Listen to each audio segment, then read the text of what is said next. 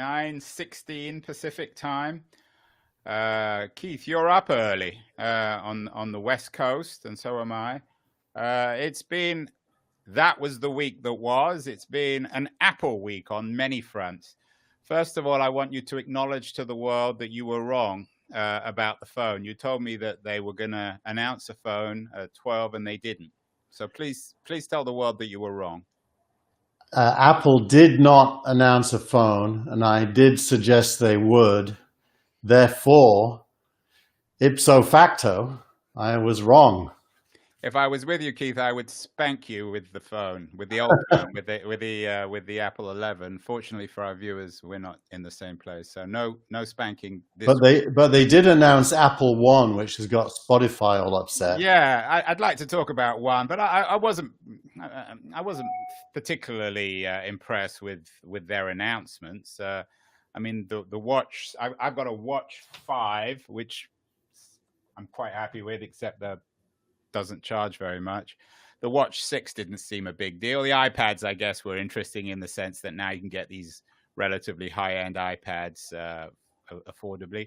It just seemed as if, once again, Apple is entering the mainstream when it comes to electronics. That high-end legacy that Jobs cultivated seems to be disappearing, and they are, if you like, a high-end mass-produced electronics company. Is that fair? I don't think they're a mass-produced electronics company. I think they're an incredible, extension to human capability company. I think Apple thinks about people more than any other company. They do stuff that they think people will want. So, they break your head down into the ears. So they give you something for your ears. They give you something for your eyes. They give you something for your fingers. And they help you use your ears, your eyes, and your fingers all together to make your life easier to navigate. And I think they obsess with enhancing humanity. I think that's at core who they are. And I know that. I mean, I don't know if there's a little Apple person there paying you. I mean, I like Apple. I'm surrounded with as many products as you are. I've got about 6 or 7 on my desk. But enhancing humanity is a bit over the top, isn't it? Really, I mean, they're a good company, and they certainly do less damage, I think, to the world than Amazon, Google, or certainly Facebook. But enhancing humanity is a bit of an exaggeration. Well, if you go back and look at some of the Apple justifications for products, all I'm really saying is their thought process is a combination of sociology and psychology, which then creates product from tech that's viable. So they're not a tech company. Tech serves them. But they're really trying to answer the question: what can we sell people that they will love because it does something they want to do? And I think that's fair, but I still think that's true. That's true of a lot of companies, and doesn't make every company a humane one. And as we will discuss in this conversation, there are lots of problems, not only with their products, but with their services. And after all, when the whole history of this mobile smartphone age gets written, if anyone's going to get blamed for the addictive quality of the products because they're so brilliant, it's going to be Jobs. He was the one who invented the whole sector. Yeah, I think food's addictive, right? Oxygen's addictive. Anything that you want is addictive. Well, I don't think that's fair. I mean, oxygen isn't addictive. Oxygen is essential. Without oxygen, we die. Without cell phones, we don't die. Without food, we die. Yeah, but the reason there's some things that we have to do, and we resent it. Yeah. An iPhone isn't one of those. Well, you got 3 kids. I mean, how many times have you cursed Steve Jobs in your mind when they spent 18 hours sitting in the back of a car or at the dinner table staring at their iPhone and refusing to even acknowledge your presence? Well, I don't think I ever swore at Steve Jobs in my mind when I saw that. But obviously, you've got to try to, all parents try to make teenagers not teenagers, and we all fail, right? So I've done it lots, but it's an endless task that you never win at. So it's self-defeating, and eventually they kind of grow out of it. Keith, I thought actually that the announcements this week, the one announcement that was really interesting was the Apple One, this attempt to sort of package all their different subscriptions together. I subscribe to all these things, so I'm thrilled about it, even though I'm not quite sure of the logistics of whether they'll do it automatically or whether I have to go into my account and put all these things together. It does seem as if, in all seriousness, Apple is shifting from being a hardware company in some ways to a media platform, a 21st century subscription service with news, with the way in which the phone now is edging into health territory, obviously with music and movies. I also just bought the Apple TV, and I'm spending more and more money just buying movies for my television. Is that fair? Is Apple itself becoming, I guess, with Google, the preeminent information entertainment platform for the 21st century? I think it's the way it talks about it is it says we are growing our services business. So what are those services? Here's what I pay for. I pay for a 2 terabyte iCloud storage. Me too. Right. That's a family plan for me. I pay for a family plan for Apple Music. Me too.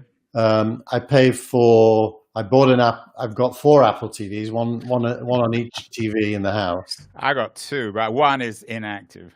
And I subscribe to Apple TV Plus, which actually has good shows, just like I subscribe to Netflix. Oh, that's free, isn't it? I subscribe to Apple News. I do not subscribe to Apple Arcade because my kids are Xbox players, but that's going to get thrown in. Now, my total spend monthly with Apple, therefore, it's probably about $50.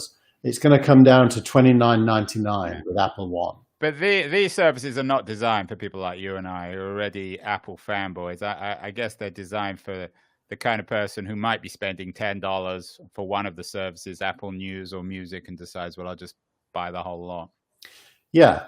Now, interestingly, the newsletter this week, I published 2 things from MG Siegler and one from Fred Wilson, who wrote their stuff before the Apple event, and they're focused in on Apple and Google actually as duopoly owners of the world's primary software distribution system, the app stores, and are whining that this is in the case of MG, he says Apple is trying to avoid competing with other apps than its own by making it hard for them to make money, which I think is just a wrong point of view. And Fred Wilson is complaining that on behalf of Coinbase, which he's an investor in, that Apple doesn't, restricts what crypto companies can do on the App Store to the detriment of his company. So most of the narrative has shifted from good Apple to bad Apple, which is really interesting to see. And especially in MG's case, he's been an Apple fan for a long time on the record. So that's a pretty major shift for him. And I take issue with it in the newsletter because I list all of Apple's products that are not as good as rivals. Like Pages isn't as good as Word. Numbers isn't as good as Excel. There's Photos has Adobe Lightroom as a competitor.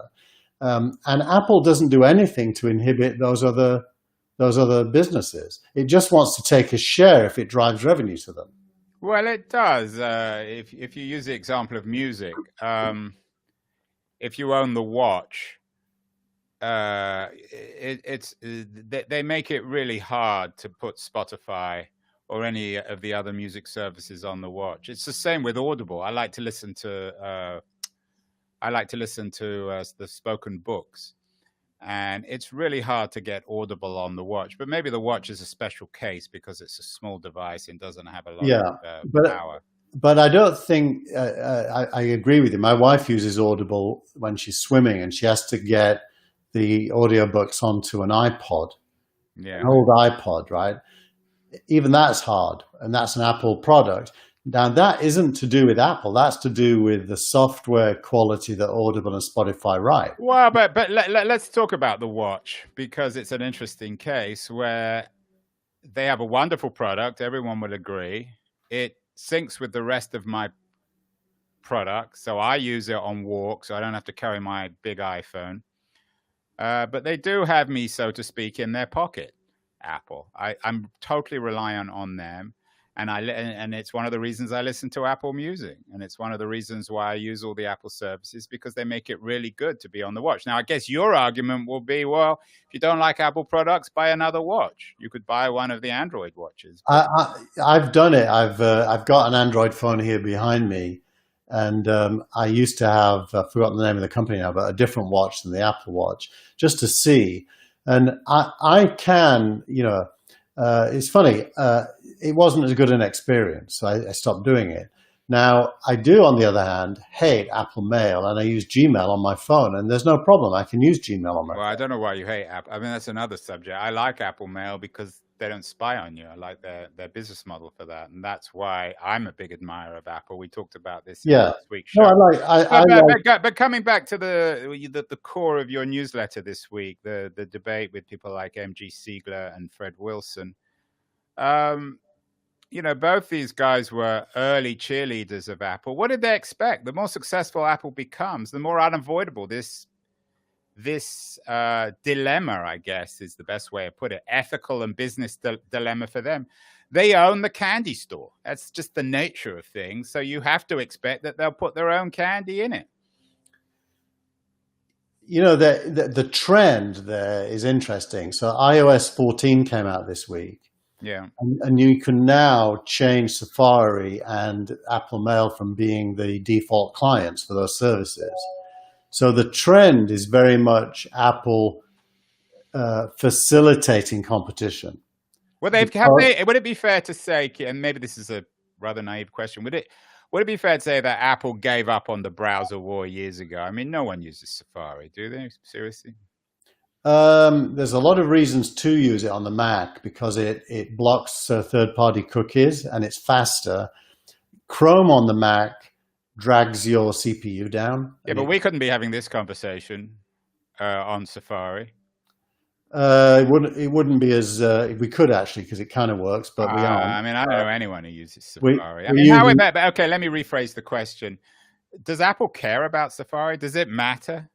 Are the browser wars done and dusted? I mean, it's all iOS now. I think it does care about it, Andrew, but for a different reason. It cares about it because it's one of the best ways for it to deliver on its privacy promise. And they can't really control what Google or anyone else does in their browser.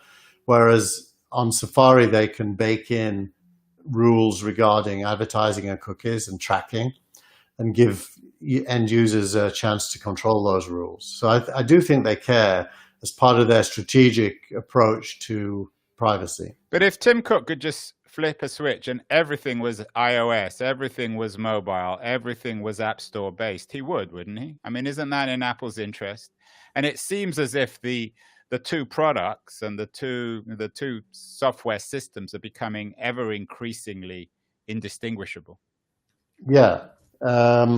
I think that's true, but I don't know what the implications are. What do you think? Well, the implications are that the walled garden becomes a formal reality. We move away from the open web, and Apple owns everything, or Apple and Google owns everything, because on iOS or on mobile, browsers are essentially irrelevant. The web is irrelevant. Isn't that fair? I'd say as a trend, yes. So everything. So Apple owns the front door through their devices and through iOS on my entire digital life, from Apple made television to healthcare to information. Everything is owned by either Apple or Google. So we have this, what you call a duopoly. And you can't again this is a theme we come back to time and time again, Keith. You can't be celebrating this. This is not good. So I don't want to bash Apple, but this is not good for startup guys or investors like yourself. So let's just remember all the context, and then I'll answer the question. So originally, before there was Android, there was iOS, and Apple decided the iOS was a web-only device initially. So the first iPhone had a browser, and the only apps on it were Apple's apps. So the world ganged up on Apple and said, we want you to let us build apps that we can put on the phone. We don't want to just do web apps. We want apps. Now, at that time, it was possible, it still is, by the way, to go to a web page that is effectively a web app and bookmark it and save it as a clickable app-like kind of launcher. And Steve Jobs announced the App Store in reaction to developers wanting to put apps and said, okay, we figured it out. You can do apps. So there isn't only Apple apps. Now there can be your apps. And that roughly at that time, Android came along and from the very beginning adopted that Apple model of allowing developers to write their own apps and get them on the phone. And so they built an app store. That was the moment they went from web apps to proprietary apps. And that's what you are calling the walled garden. And they also chose to make it free globally, unless you charged money, in which case they wanted a share. Well, that's like charging someone to come into a store.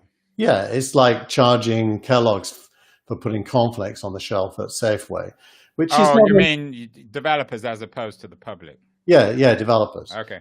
If developers could get in the store for free, but if the public was paying the developer via a mechanism that Apple provided, Apple got a share of it. Right. If the end user was paying the publisher not using Apple's mechanisms, then Apple did not get a share of it, and that's true today as well. So I think if you really contextualize it, Apple is just. I don't think Apple is against the open web. They have a website, after all, where you can buy their stuff, but it is for the App Store as well. Well, their whole business model, which is a brilliant business model, and that's why they're the world. I don't know if they're still worth $2 trillion, but that's why they are the world's first $2 trillion company. Is the more of these devices we buy, and they make wonderful devices, the more they own us, because it's in most of our interests, particularly people like myself who aren't really hardcore tech people, to just operate on a single system, and they make it relatively seamless. So my watch, my phone, my iPad, my iMac, my MacBook Pro, they all work seamlessly together. But you sound like you're complaining about a good no. I think you want me to be complaining. I'm not. I'm just explaining why their business model is so brilliant. Oh, it is. They own me, and as you would say, and this is a fair point, if I don't like it, I can go and buy something else. I don't have to use it. I could buy an Android, which to me is much less user friendly. But it does make them ultimately, I think, vulnerable to antitrust, doesn't it? Because in the end, DC is always miles behind, and now they're worrying about Facebook. And there are lots of worries about that. We've talked about that in previous shows, of course, Amazon as well. But ultimately, the kinds of things that MG Siegler and Fred Wilson are raising, these are antitrust issues because they're using their strength in one sphere to benefit other parts of their business. Isn't this the core argument these guys are making? I think that is the argument they're making, but I think the facts don't bear it out. that's the problem. I mean, there is some truth to this. I mean, Apple now does control the front door. This comes back to the Epic issue we raised. Sure, you were right. Maybe Epic was being unreasonable. But Epic is also, or their products aren't particularly friendly to Apple, which is why Apple treated them like shit. So Fred Wilson, to quote him, he says, in what world does it make sense for two large and powerful companies to completely control software distribution on mobile phones? In no world does it make sense. It must stop. Makes sense. So what does he mean? In a moral sense, in a business sense? I think he's not very clear on that. He's just sounding off. I mean, well, let's talk about it in a moral sense. I don't think anyone would argue that it's good to have two companies dominating an entire economy. But from a business point of view, from an investor, from people like Wilson's point of view, from early investors, stage A investors, it can't be good because these companies control the entire economy, and they can kill a company by, it's like America, the old joke. It's not a very funny joke about America. When America catches cold, Mexico gets pneumonia, and the same is true throughout the web. So what I say, Andrew, is in order to know the answer to whether it's good, you have to compare it with what was there before. What was there before was no companies could distribute mobile software to everywhere in the world. Therefore, if you were a mobile software developer, you had no way of distributing your software to anyone. No good way, anyway. What Apple and Google built is, for the first time in the history of the human race, truly global distribution of software for free. I mean, it's just amazing. Yeah, but I'm not sure if your argument is logical. Let's use the example of cars. So in the 19th century, everyone went around on horses. And then you had cars, which was clearly a massive leap, and they made life a lot better. But you're suggesting that any argument about cars, any argument criticizing cars for pollution or danger or monopolies or whatever it would be, can't work because the previous system was worse. I just don't see that as it does. You're right, of course, in the sense that the world we're living in now is more convenient and more fun. But that doesn't mean that the infrastructure doesn't exist to have a much more open app economy where which isn't controlled by these two dominant funnels. Well, you don't want that. Well, do you? You know what we're doing there, Andrew, and this is completely up your street. You're going to the whole Enlightenment dilemma. The Enlightenment, followed by the Industrial Era, led to innovation, and all innovation had bad side effects. All progress had bad side effects. Right. Even in medicine, they kill more people experimenting before they find a cure. So I think the price of progress is not 100% positive ever.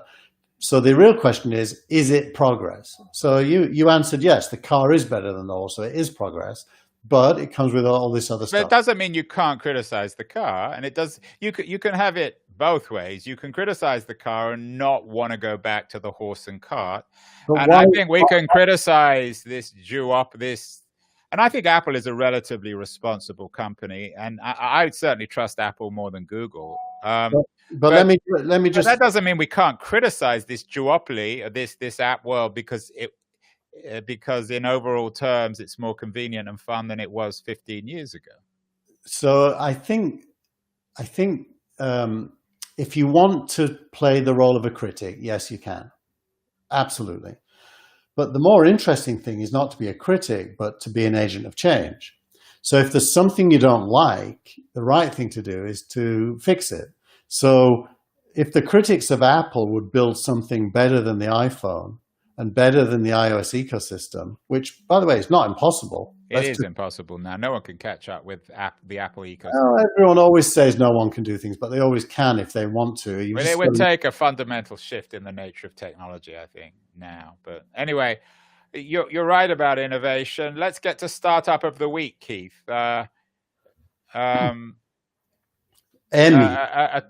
million A series. AirMeet. What are they doing? It's AirMeet. The reason I picked them is for two reasons. The first is that they are in the virtual event space. So there's been 2 or 3 major funding events. One was a company called Hopin, which is a UK-based company, and the other one was Plan the World, which is a Silicon Valley-based company. Airmeet is Indian-based, and they Bangalore. are. Let me just show the screen, and you'll see this is their user interface. Those are all like side rooms in a big event, Yeah. where people are networking, and the big event is to the right-hand side there. They're Indian-based, and there's been quite a few Indian companies recently that have become unicorns and global players.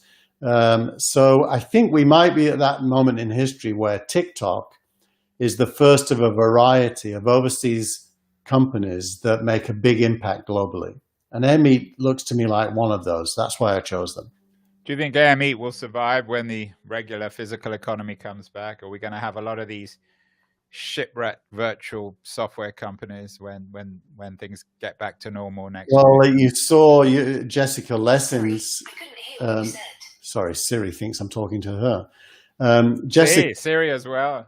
Yeah, exactly. Jessica Lessons' piece this week, which is "I'm Never Going Back." Let me just find it. Here it is.